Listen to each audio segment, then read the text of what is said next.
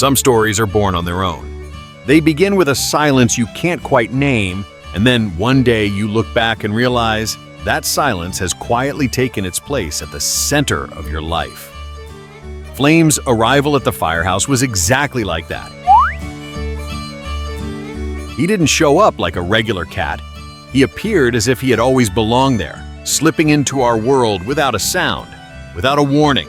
And from the very first day, he made it clear he wasn't going anywhere.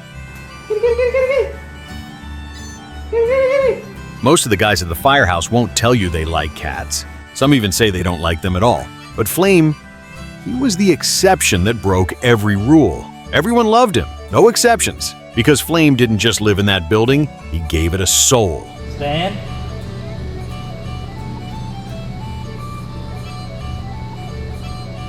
Sit.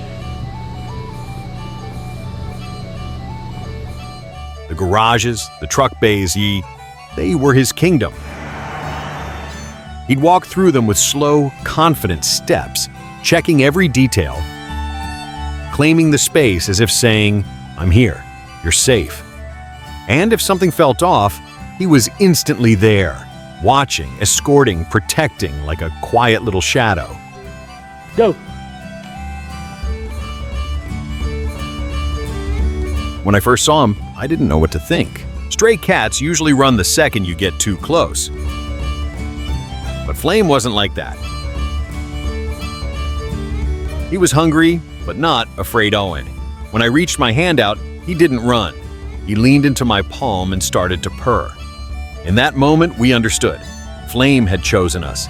He wanted to be our family, and we became his. We got him vaccinated, fed him, looked after him.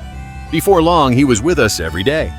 We were worried the higher-ups would shut it down, until the day we saw our commander sitting beside Flame, gently petting him. That's when we knew Flame wasn't leaving. A firehouse isn't exactly the kind of place you imagine a cat settling into. Constant noise, sirens, banging metal doors, but Flame created his own peace in the chaos. Whenever the trucks pulled in, he would sit right in the middle of the garage, wait patiently for the firefighters to pass, and then climb into one of his favorite spots, the roof of a truck or the warm spot near the exhaust pipe. Sometimes he'd show up covered in black soot, and we'd wash him.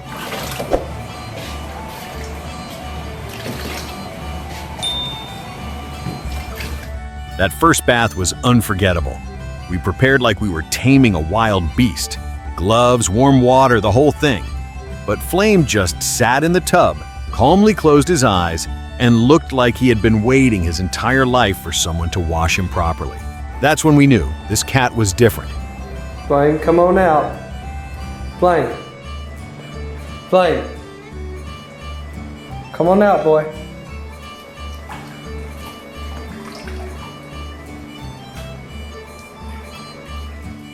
For us, Flame became more than a cat. He became a breath of relief, a softness that soothed the weight on our shoulders, a quiet friend who helped us step away from the heaviness of the job. After 24-hour shifts, when our faces were tired and our words had run out, he'd be at the gate waiting. He never rushed, never meowed for attention, never demanded anything.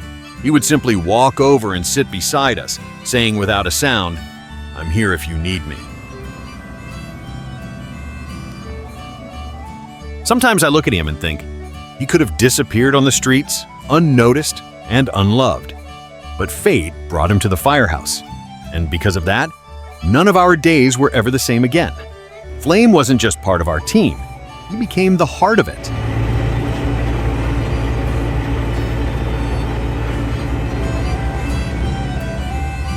And now, after his final ride on September 6, 2025, we carry him in a different way.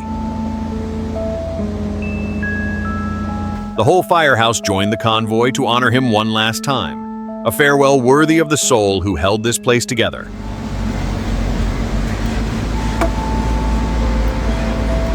Thank you guys for tuning in. If you're just tuning in, unsure of what's happening, this is the last ride for Flame the Arson Cat around our district. So Flame may have taken his last ride, but his journey with us will never truly end. I will also post a live video so that everyone can see it.